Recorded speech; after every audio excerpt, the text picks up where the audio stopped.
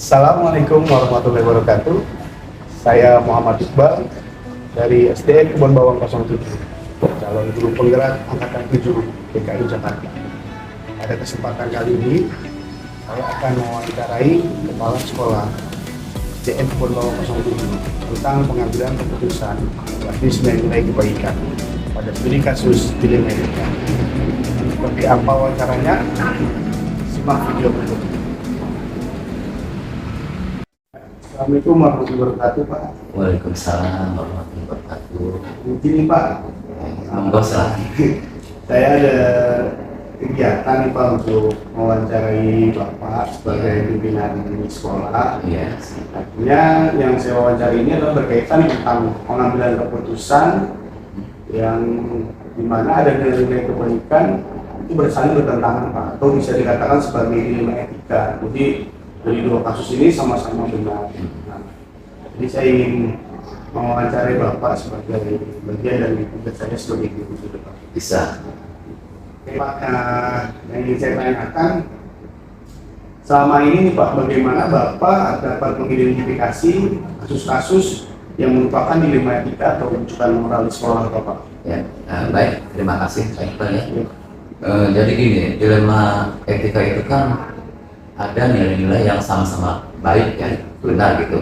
Yang dilema berarti kan kasus ya, ini seperti itu. Jadi kita cara identifikasinya adalah yang pertama kita melihat kasus demi kasus itu tadi ya. Misalnya yang kasus A ini bagaimana kebaikannya banyak apa enggak, kebenarannya banyak apa enggak. Kemudian kasus B banyak apa enggak. Nah, ini kita bandingkan, kita sandingkan gitu. Nah, kita itu di situ mengambil mana yang banyak kebaikannya. Itu nanti akan kita jadikan suatu keputusan. Berarti diidentifikasi dulu ya, Pak? Identifikasi dulu. Dua nilai Ya, kebaikan itu mana yang punya nilai plus yang terbanyak gitu. dan mana yang sedikit. Itu kita ambil yang terbanyak. Terus gini, Pak, dari yang Bapak jelaskan tadi pada saat menjalankan pengambilan keputusan di sekolah, terutama dari kasus-kasus yang sama-sama benar atau sama-sama mengandung nilai kebaikan, bagaimana Bapak bisa menjalankan pengambilan keputusan itu, Pak? Begini, mungkin kalau hanya kepala sekolah yang mengambil keputusan ataupun pemikiran gitu, tentunya banyak kelemahan ya, karena kita hanya satu orang saja. Dan tentunya saya itu akan memohon bantuan kepada rekan-rekan guru dan kerja yang wakasih kepala sekolah, kemudian juga ya, mungkin melibatkan semua guru gitu ya. Jadi di mana kalau mempunyai banyak pemikiran tentunya akan ciptakan pemikiran yang baik gitu. Jadi nanti akan banyak opsi gitu, sehingga kita bisa memutuskan yang terbaik gitu.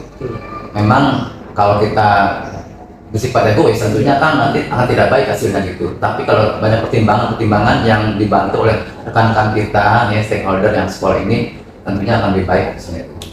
Iya, artinya sebelum memutuskan itu langkah-langkah Bapak tadi adalah mengajarkan tadi. Ya, rembuk ya, Pak. Rembukan gitu. Minta masukan dari Minta masukan dari teman-teman. Ya, akhirnya nanti diputuskan secara bersama-sama. Oke, Pak. Nah, hal apa saja nih kayak selama ini dianggap efektif menurut Bapak dalam pengambilan keputusan di etika tadi, Pak?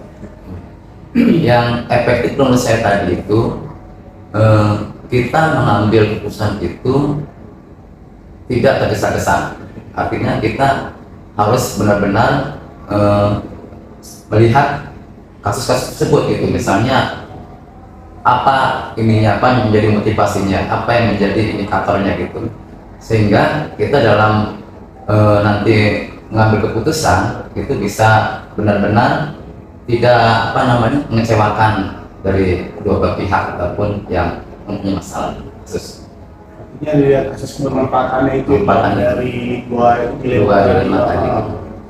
Nah, kemudian Pak, apa yang menjadi tantangan Pak selama ini, Pak? Itu kan masih dalam dua kasus yang bersamaan, nilai-nilai yang bertentangan itu pasti punya tantangan, Pak. Bagaimana nih Pak dalam mengambil keputusan dilema etika itu, Pak? Iya. Jadi memang dalam menghadapi dilema etika itu tentunya kan kita harus pikir bagaimana supaya tidak terjadi kasus selanjutnya gitu, artinya tidak menjelaskan gitu. Jadi kasus tersebut selesai sampai situ, sehingga kita memerlukan apa namanya pemikiran-pemikiran yang benar-benar tidak mengecewakan orang lah, seperti itu. Jadi ibaratnya senang baik seperti itu. Tapi memang harus ini banget ya Pak, dipikirkan sekali yang baik antara dua, tidak ada yang merasa dirugikan ya, kecewakan. Kita ya win-win solution lah seperti itu. Nah Pak, kalau misalkan dari dua opsi tadi tentang dilematika tadi tidak ketemu nih Pak, berarti kan memunculkan opsi trilema, opsi ketiga. Biasanya seperti apa tuh pertimbangannya Pak? Apabila dua tadi menurut Bapak dari teman-teman yang tadi di awal sudah disinggung kan, ngajak rekan nih, terus tiba-tiba deadlock nih Pak, nih nggak ketemu nih, pasti kan muncul opsi trilema nih, ketiga nih, biasanya itu seperti apa tuh Bapak? Nah kalau menghadapi seperti ini tentunya kan kita juga agak bingung juga ya, tapi harus diputuskan gitu. Jadi kalau saya itu berharap mungkin ya kita ambil suara terbanyak gitu. Jadi karena suara terbanyak itu kan dari pemikiran-pemikiran individu ini ya. Jadi insya Allah hasilnya pun baik gitu. Daripada ngambil keputusan dari paslon saja, itu tentunya menimbulkan satu egosentris seperti itu. Stop dulu ya aja. Satu. Selanjutnya nih Pak, apakah Bapak memiliki sebuah tata cara atau jadwal tertentu pada saat menyelesaikan kasus dilematika tadi? Apa langsung nih Pak di tempat pada saat ada permasalahan nih, Bapak langsung nih menyelesaikan di tempat pada saat hari itu? Atau punya rencana nih, besok aja kali mungkin dengan teman-teman kita coba diskusikan dulu baru diselesaikan? Apakah ada jadwal atau memang langsung pada saat itu Pak? Ya, baik, terima kasih. Jadi untuk mengenai tata cara dalam kasus dilematika, secara khusus tidak mempunyai tata cara. Jadi kalau ada kasus atau dilema etika tersebut, kami akan langsung, artinya segera mungkin menyelesaikan kasus tersebut gitu, sehingga tidak melebar, tidak meluas, dan nantinya akan menjadi persoalan baru gitu. Nah, kemudian juga mungkin juga Pak juga bisa menerapkan sistem apa istilahnya ya, mencari waktu yang tepat gitu. Nah, jadi mungkin menunda sebentar, melihat kondisi yang ada. Kalau sekiranya kondisi itu nanti tidak tepat dalam hari ini, mungkin bisa besoknya, tetapi bukan tata cara ya, tidak lagi. Iya, berarti artinya melihat dulu nih Pak. Kira-kira kalau misalkan langsung kita putuskan ini tepat atau tidak? Tidak. Berarti Bapak melihat Dengan situasinya dulu situasinya, ya, betul. kondisinya seperti apa. Kalau memang dirasa sudah tepat, baru Bapak mulai membicarakan tadi ya, keputusan tadi, dibentuk dan prosedurnya seperti itu ya Pak, tidak ada tata cara, tapi langsung diputuskan dengan melihat kondisi dan situasi. Baik Pak, nah yang selanjutnya faktor-faktor apa nih Pak? Atau ada seseorang yang menurut Bapak itu bisa mempermudah atau membantu Bapak di dalam mengambil keputusan? Ya, terima kasih. Tentunya saya tidak sendiri ya, di sini ada wakil kepala sekolah dan guru-guru. Mungkin sebagaimana diterangkan pada jawaban saya sebelumnya, bahwa saya selalu koordinasi ataupun minta pendapat daripada rekan kerja saya, terutama Pak Kasek ya, kemudian juga guru-guru yang senior, tentunya pada pengalaman ya, sehari-harinya menghadapi kasus ketika seperti itu.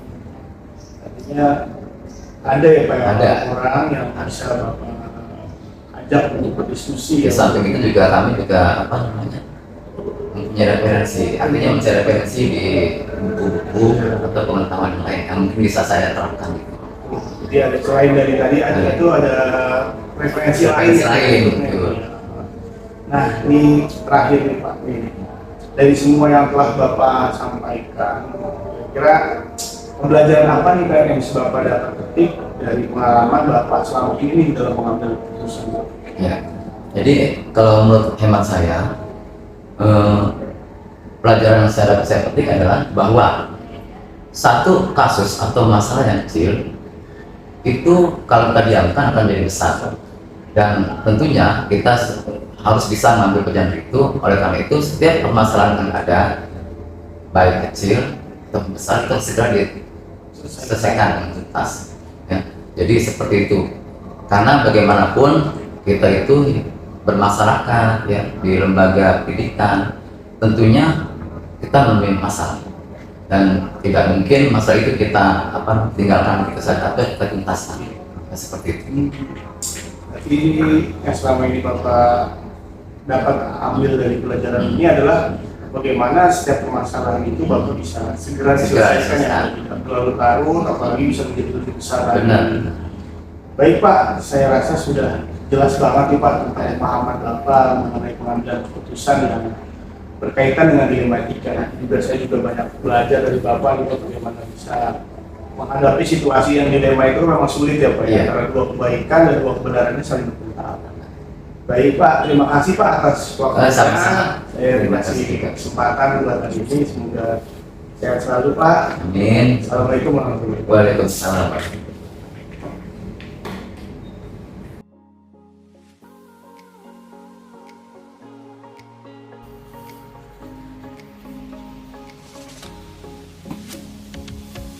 Assalamualaikum warahmatullahi wabarakatuh. Nama saya Muhammad Iqbal dari SDN Kebon Bawang 07, calon guru penggerak angkatan 7 DKI Jakarta. Pada kesempatan yang kedua ini, saya akan mewawancarai kepala sekolah dari SMP Barunawati 2 Jakarta Utara mengenai pengambilan keputusan tentang nilai-nilai kebajikan yang saling bersinggungan atau tentang kasus-kasus yang berkaitan dengan dilema etika. Bagaimana wawancaranya? Kita simak video berikut ini. Assalamualaikum warahmatullahi wabarakatuh Pak. Waalaikumsalam warahmatullahi wabarakatuh. Gimana Pak kabar Pak? Alhamdulillah baik, sehat. Sehat ya Pak ya? Semoga Pak Iqbal juga dalam kondisi baik dan sehat. Baik Pak, sehat.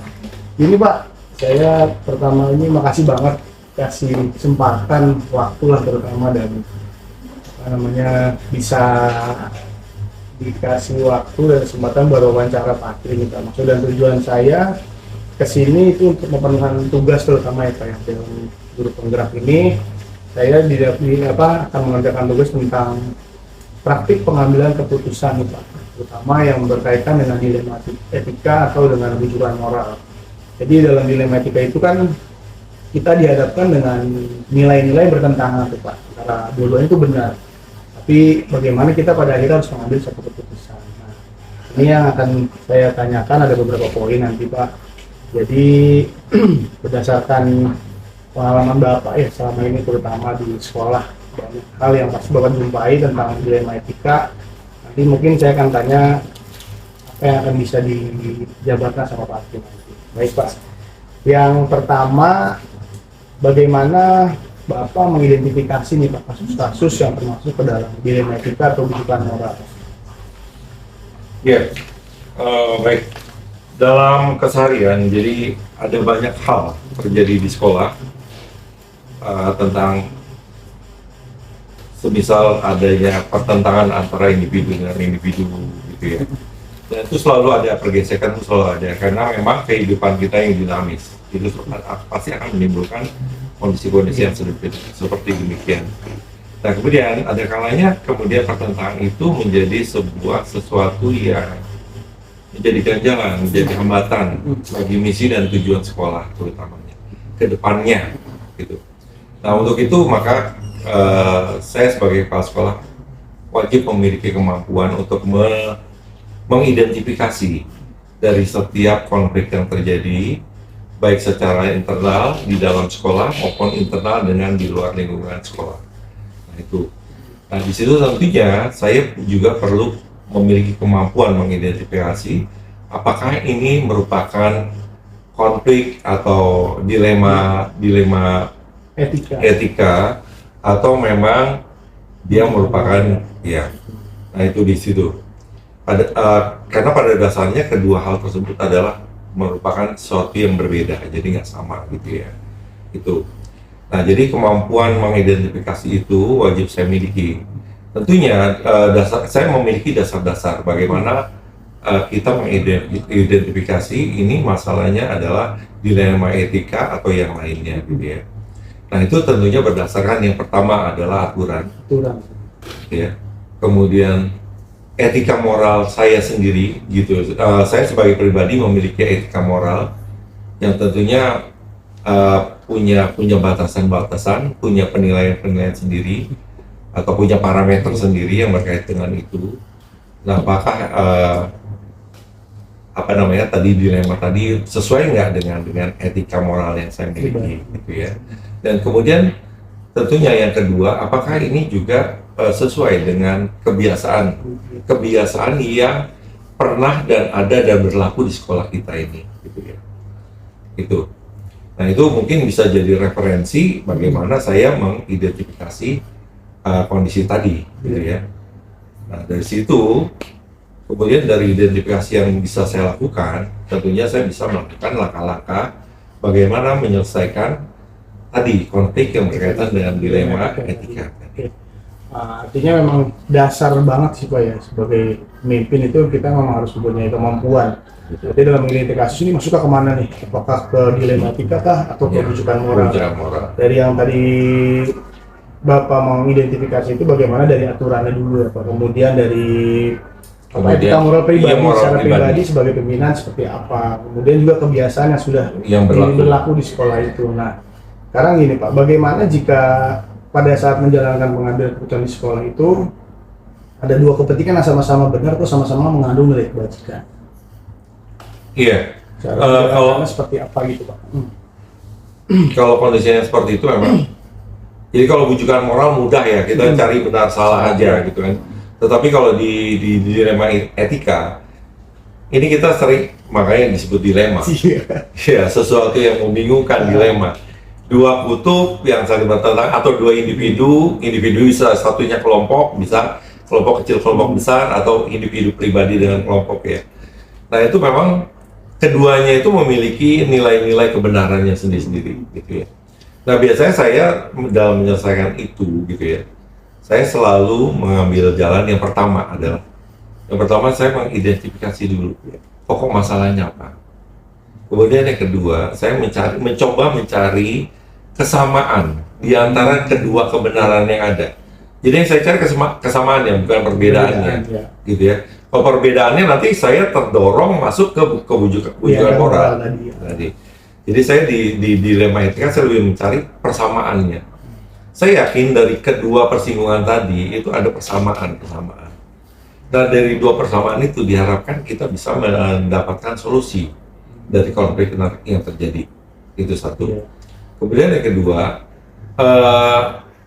ketika misalnya konflik ini ternyata ini dilema ini nggak bisa kita pecahin, sudah saya drop.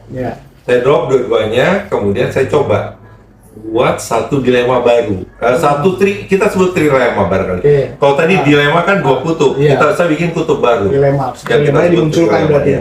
Kita munculkan sesuatu yang baru.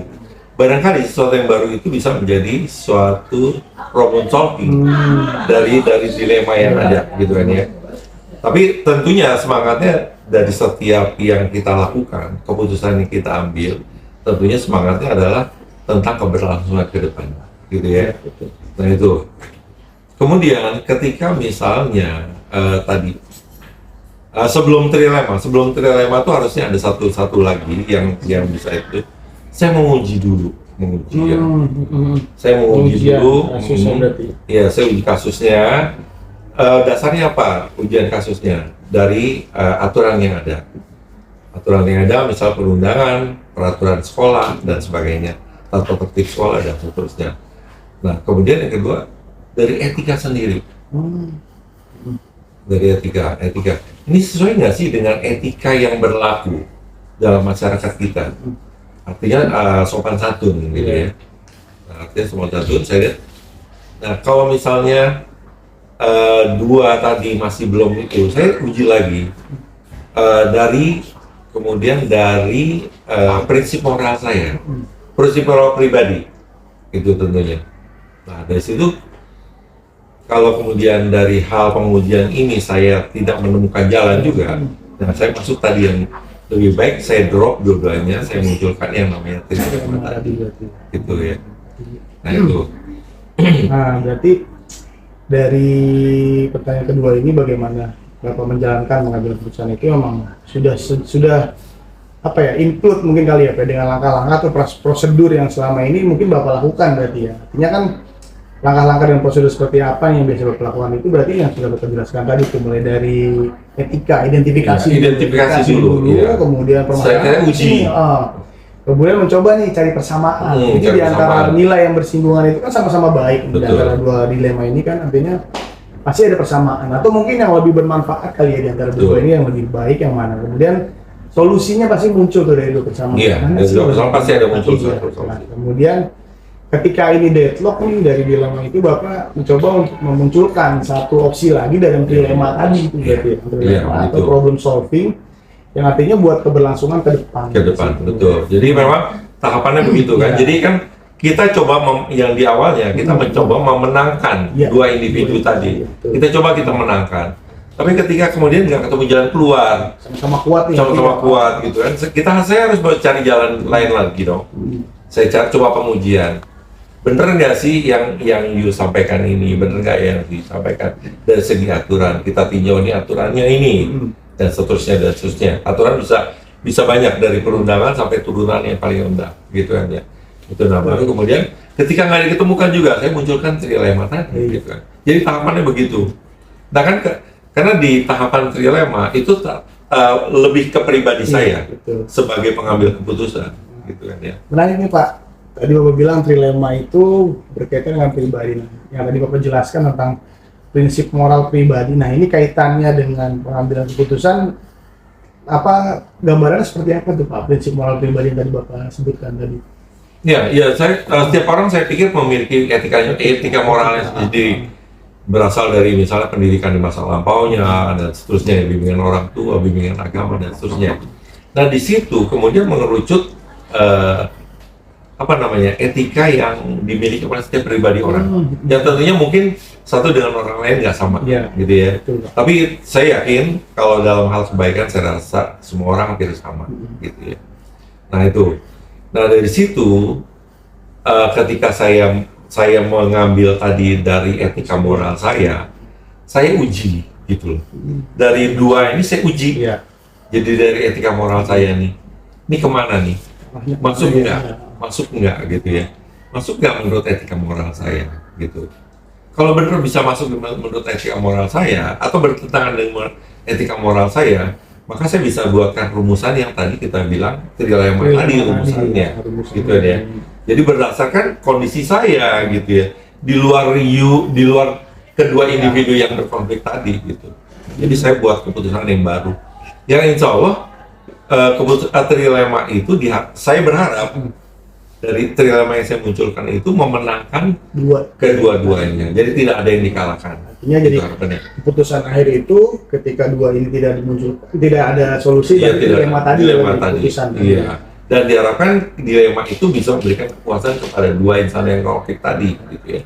Nah, di sini ada satu hal yang saya berpikir bahwa keputusan saya buat itu bukan untuk hari ini aja, tapi keputusan itu untuk juga ke depan. Yang insya Allah barangkali orang lain juga melakukan hal yang sama dengan diri yang apa yang saya lakukan, gitu kan ya. Jadi itu begitu. Jadi maka yang berikutnya lagi adalah kenapa saya berpikir ke depan? Karena saya berpikir gini, nggak mungkin sebuah kesalahan atau sebuah masalah itu berulang muncul. Masalah yang sama, muncul yang sama. Dari setiap permasalahan yang muncul, saya harus bikin sebuah perbaikan sehingga tidak muncul, tidak terjadi lagi kesalahan yang sama di ke depan, gitu ya. Jadi saya perbaiki, itu bagian dari perbaikan tentang keputusan di masa depan, gitu. Jangka pendeknya seperti apa, jadi dipersiapkan untuk ke depan juga. Jadi saya tidak hanya berpikir hari ini, gitu ya. Jadi saya nggak berpikir hari ini, tapi saya berpikir ke depan juga. Saya juga khawatir keputusan saya hari ini ternyata memberi dampak negatif untuk perkembangan ke depannya. Karena saya harus berpikir ke sana. Toh, saya nggak akan selamanya jadi kepala sekolah. Ketika keputusan saya kemudian merupakan jebakan bagi kepala sekolah penerus saya, itu saya merasa berdosa. Nah, itu adalah nilai moral saya juga yang mendasari keputusan tadi. Artinya yang jadi prinsip moral Bapak itu ke depannya itu memang menjadi solusi gitu. Jangan hanya buat pada saat ini juga, tapi buat jangka yang lebih ke depan lagi ya Pak. Nah, jadi ini Pak, menurut Bapak nih, hal-hal apa aja sih yang selama ini paling efektif Bapak anggap di saat pengambilan keputusan dihadapkan dengan dilematika? Menurut Bapak nih yang paling efektif tuh langkahnya seperti apa nih? Ya, langkah efektifnya tadi sebagiannya udah tadi Sebut disebut di ya, depan ya. nyambung ya, Urutannya begitu. Makanya tadi saya mengurutkan tadi 3 begitu urutannya. Karena memang menurut saya begitu tuh. Langkah pertama saya identifikasi masalah. Iya kan? Paling utama ya Pak. Kemudian yang kedua dari identifikasi masalah tentunya barangkali saya butuh konfirmasi kan dari semua individu yang berkonflik. Saya nggak mau dengar hanya cerita samping dari satu individu, kemudian saya nggak dengar individu yang lain, nggak. Saya perlu konfirmasi. Nah, dari tahapan konfirmasi yang saya dapat, saya kemudian melakukan, bolehlah kita bilang analisis sementara yang kemudian untuk kita uji melalui aturan-aturan yang berlaku. Gitu. Dari uji regulasinya juga termasuk. Iya semua gitu ya. Termasuk juga saya menguji dari segi etika saya sendiri, etika masyarakat yang berlaku di masyarakat. Nah itu dia. Kalau semua ternyata masuk gitu ya. Nah, tentunya saya butuh sebuah decision, sebuah keputusan untuk menyelesaikan konfliknya tadi ini.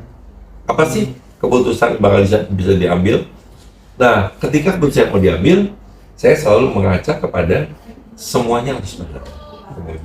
Kemudian keputusan yang dibuat tidak hanya untuk hari ini, tapi keputusan untuk jangka masa depan. Nah itu jadi itu dia langkah-langkah yang saya lakukan itu, gitu harapannya begitu. Gitu. Oke Pak, dari yang tadi Bapak jelaskan, mulai langkah-langkah, kemudian prosedur, bagaimana mengidentifikasi. Dari bagian-bagian itu mana nih Pak yang menjadi tantangan nih Pak buat Bapak tuh pada saat pengambilan keputusan? Paling menantang tuh di bagian iya, ketika mau buat keputusannya. Tantangan terberatnya tuh ketika membuat keputusannya, dan di situ seringkali membuat keputusannya itu menjadi agak molor waktunya. Jadi timetable-nya jadi nggak selaras lagi, nggak efisien lagi gitu ya.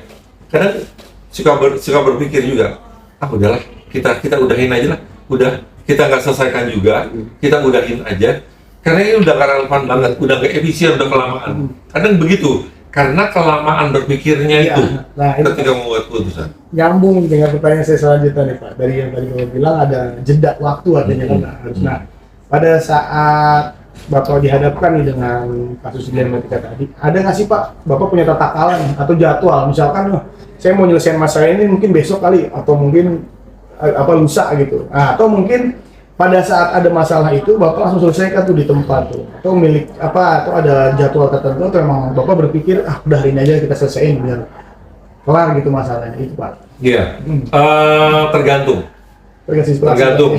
Iya. Jadi nggak saklek. Saya harus selesaikan hari ini, enggak. Atau saya selesaikan nanti ketika saya senggang. Kapan saya punya jadwal dan seterusnya? Enggak. Jadi ada hal kadang harus putus hari itu, gitu ya. Tergantung urgensinya, gitu ya. Urgensinya berkaitan dengan apa? Misalnya konfliknya itu begitu tajamnya sehingga betul-betul mengganggu. Gitu. Nah itu harus diselesaikan segera. Nah segeranya apakah di detik itu juga ketika ketemu permasalahan kemudian saya enggak juga, gitu ya. Mungkin saya dari tahapannya kan tentunya saya punya pergerakan waktu, gitu ya. Dari mulai tadi mengkonfirmasi, menganalisis, kemudian dan seterusnya. Nah itu kan butuh waktu, gitu. Nah itu. Nah tapi kalau dapat bisa selesai segera itu bisa 1 hari, bisa 2 hari, gitu ya. Atau ada hal lagi yang kadang-kadang ini keputusannya belum bisa kita putuskan sekarang. Kenapa? Karena berpikir ke depan akan ada aturan yang berkaitan dengan itu yang sekarang belum ditelurkan, belum dimunculkan, gitu ya. Artinya memang udah ada rancangan mengenai hal yang seperti itu, tetapi itu belum menjadi sesuatu aturan yang resmi. Kalau berkaca ke tadi tahapan yang memadukan permasalahan dengan aturan yang berlaku, ya, itu. Nah jadi tergantung urgensinya sebetulnya. Ya. Nah kemudian, tapi ya tadi balik lagi yang kayak saya bilang tadi, kadang-kala kita sering kali karena waktunya begitu berkepanjangan, akhirnya udah reda. Clear gitu ya. Ya gitu ya. Itu Iya. dan itu beberapa kali terjadi seperti itu ya. Udah reda waktunya. Toh juga semuanya udah cooling down semua gitu kan ya. Nah, kita pikir nggak urgent lagi. Tapi nggak urgentnya itu saya merasa nggak urgent untuk mendeklar. Iya. Tapi dalam identifikasi saya, masalah itu ada. Dan itu harus dicegah untuk muncul lagi di kemudian hari. Itu dia. Jadi itu tetap ada jadi catatan saya, gitu ya. Atau mungkin jadi catatan saya untuk bisa disampaikan kepada rekan yang lain, rekan guru yang lain yang misalnya saya berikan tugas pembagian pekerjaan. Iya. Seperti misal wakil kepala sekolah dan seterusnya. Yang itu, di tempat kita ada masalah begini loh, tapi kita kemarin nggak kita selesaikan, tapi masalahnya reda. Tapi kemungkinan ke depan mungkin akan muncul lagi. Nah, kita harus membuat aturan atau membuat runtunan kegiatan yang mencegah terjadinya hal seperti itu. Itu seperti itu. Jadi, apakah butuh timetable?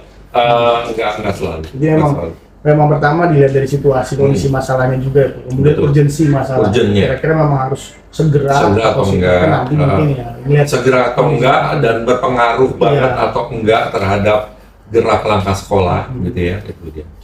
Ini memang kondisional aja berarti Betul, ya. Kalau betul. memang perlu kita selesaikan, ya mungkin diselesaikan. Mm-hmm. Gitu. Oke Pak, nah jelas banget bahwa untuk itu ya. Nah, ada nggak sih Pak, selama Bapak pengambilan keputusan yang berkaitan dengan dilematika ini, ada seseorang Pak, atau ada faktor lainnya yang bikin Bapak itu jadi mempermudah atau sangat membantu Bapak nih dalam sekiranya mengambil keputusan, ada orang-orang tertentu kah, atau mungkin ada faktor lain yang bikin Bapak tuh terbantu gitu untuk mengambil keputusan? Ada ya, yang pertama rekan kerja yang kita Ya, percaya pasti. ya. Jadi setiap permasalahan di sekolah nggak selalu dihandle oleh saya sendiri. Saya selalu discuss dengan beberapa orang gitu ya, teman rekan kerja, terutama staf kepala sekolah. Nah, itu dari situ mungkin itu saya mendapatkan bantuan, barangkali berupa advice, berupa saran yang disampaikan pada saya, yang kemudian saran ini amat membantu ketika saya membuat keputusan untuk satu. Kemudian ada juga kadang-kala gitu ya, kalau bahasa Jawa saya gebiah uyah gitu ya. Jadi saya cerita, saya lempar ke semua orang, dan kemudian tiba-tiba ada bantuan yang nggak disengaja muncul dari orang yang saya ajak cerita tadi, gitu. Atau kadang-kadang juga ada yang nggak usah diceritain, tanpa sengaja tiba-tiba jeder nih, jeder jagoan yang ngebantu, padahal dia juga nggak maksud ngebantu. Tapi memang apa yang dia lakukan tiba-tiba, ini relevan untuk menyelesaikan ini. Nyambung ya. Iya. Nah itu dia. Jadi ada 3 hal itu dalam kebiasaan apa yang saya alami dalam keseharian saya. Gitu. Dari rekan kerja terutama pasti Itu yang paling utama sih staff sebetulnya. ya kan sekeliling kita. Ya kan kita butuh masukan juga mungkin dari orang. Benar. Karena kita kan bukan one man show, kita tim ya. Kalau dalam pandangan saya, apa yang saya bangun di sekolah ini adalah tim. Jadi bukan siapa yang superior, enggak gitu ya. Kita semua berangkat bareng, terutama diantaranya salah satunya adalah tentang tadi curah pendapat gitu ya, menyampaikan gagasan, permasalahan, kemudian ya think tank lah istilahnya. Kita ada punya tanki sendiri dari para pemikir di sekolah ini. Harapannya begitu. Iya, siap. Nah ini Pak, tadi Bapak berkaitan dengan perkataan Bapak tadi, coba dilempar, berarti artinya kan ini permasalahan keluar misal gitu. Iya, keluar. Artinya kan ada uji publikasi di situ nih, Pak. Uji publikasi ketika orang melihat permasalahan dari luar kan pasti jadi omongan nih. Bisa jadi viral mungkin nih Pak, ada permasalahan di dalam nih artinya. Nah, bagaimana Bapak menyikapi itu nih Pak ketika permasalahan di sekolah kok di luar justru lebih ramai? Iya gitu. Perasaannya seperti apa tuh Pak? Iya, ada hal yang mencegah, terutama di zaman IT yang sekarang ini gitu ya. Gampang nih. Itu luar biasa banget gitu ya, dan kita memang wajib mencegah situ. Makanya tadi saya lempar itu ke Biahuya itu saya letakkan yang terakhir, yang ketiga ya. Terakhir lah ya, bukan yang paling utama gitu kan ya. Ketika saya nggak nemu, tapi biasanya sih udahlah, saya nggak mau deh, saya nggak mau ke Biahuya, saya ambil lagi langsung lagi tadi Balik ke situ lagi trilema tadi. iya Pak. udah ke situ gitu kan ya. Jadi itu yang terakhir memang. Karena memang itu nggak bisa dicegah, itu luar biasa banget. Bahkan yang kita sembunyiin pun ada yang dibilang jejak, ya kan ya, jejak digital, gitu ya, di masa lalu yang kita nggak sadari dan tiba-tiba muncul someday gitu, kita nggak tahu. Bahkan ketika muncul kita pun terkaget-kaget gitu ya. Nah itu, jadi itu memang itu, tapi itu memang bisa diambil satu jalan, sebagai satu jalan. Bagaimana kita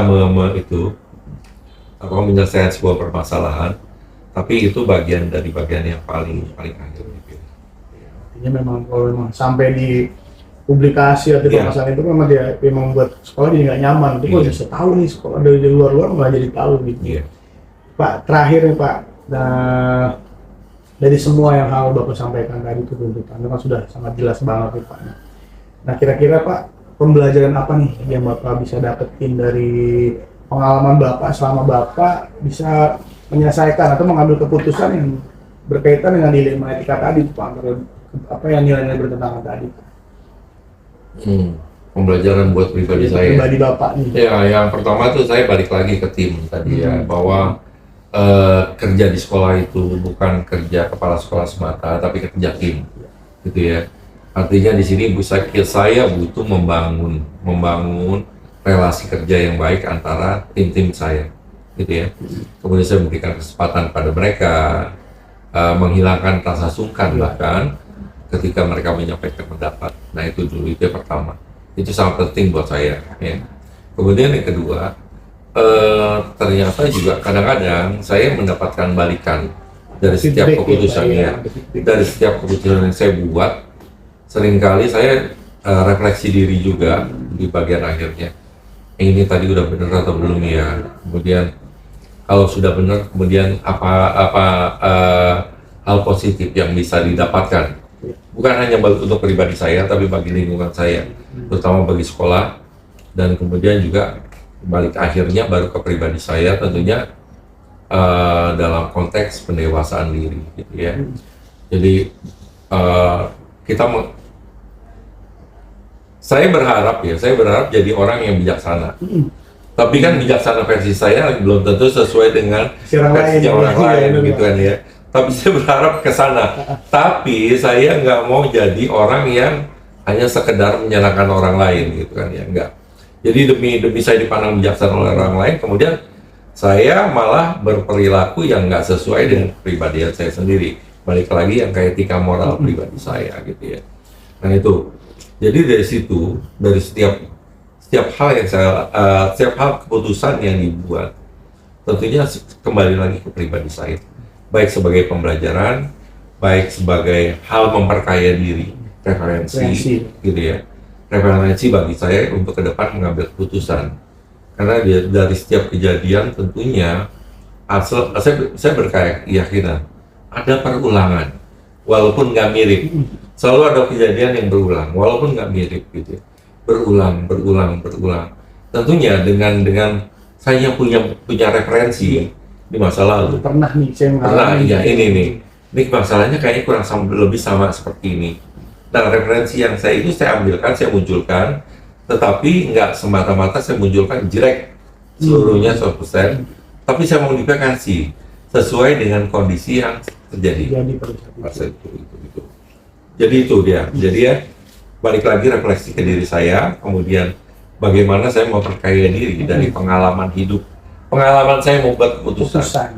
Gitu. Artinya memang kalau dilihat dari penjelasannya memang luar biasa sekali ya Pak. Maksudnya banyak nih hal yang Bapak petik dari pengambilan keputusan dan pengalaman Bapak selama ini, mulai dari tadi Bapak bilang adanya referensi dari keputusan buat ke depan nih pasti kan akan berulang, kemudian ada feedback dari keputusan tadi, kemudian kemungkinan memunculkan refleksi ketika sudah memutuskan sebenarnya udah tepat belum ya gitu. Artinya kan kita butuh pengujian, dari situ juga kita butuh ya melihat lagi nih dari refleksi itu ke depan, kalau misalnya kita terapkan lagi kira-kira cocok apa enggak gitu ya. Nah, itu sih Pak yang ingin saya tanyakan, jadi tentang pengalaman Bapak, bagaimana Bapak bisa memutuskan dari yang sebagai pimpinan bahwa dilematika itu kan memang sangat tipis ya, tapi memang bertentangan nilai kebaikan, udah baik. Namun pada akhirnya kita memang harus memutuskan salah satu dari itu. Terima kasih banyak Pak Tri nih, saya jadi kebuka lagi nih, jadi dapat nambah pemahaman baru lagi tentang pengalaman yang Bapak ceritakan ke saya. Artinya memang ini nanti bakal saya analisis bagaimana kaitkan dengan pengetahuan yang saya dapat saat ini. Jadi saya sekali lagi ucapkan terima kasih banyak Pak Tri, udah dikasih waktu, tempat juga buat bisa wawancara Bapak nih tentang pengalaman Bapak. Artinya memang sudah banyak nih, perlu memang ada beberapa yang saya tiru nih dari Bapak, mulai dari prinsip tadi etika moral itu memang luar biasa banget tuh Pak buat saya Pak. Nah, mungkin itu aja sih Pak dari saya. Terima kasih banyak Pak Tri ya atas waktunya. Mudah-mudahan tetap sehat selalu Pak. Assalamualaikum warahmatullahi wabarakatuh. Yuk, sukses ya Pak Iqbal. Terima kasih banget Pak. Beritanya. Nggak lagi C-nya hilang. Saya Siap. tunggu beritanya Mudah-mudahan lulus guru. ya. Amin.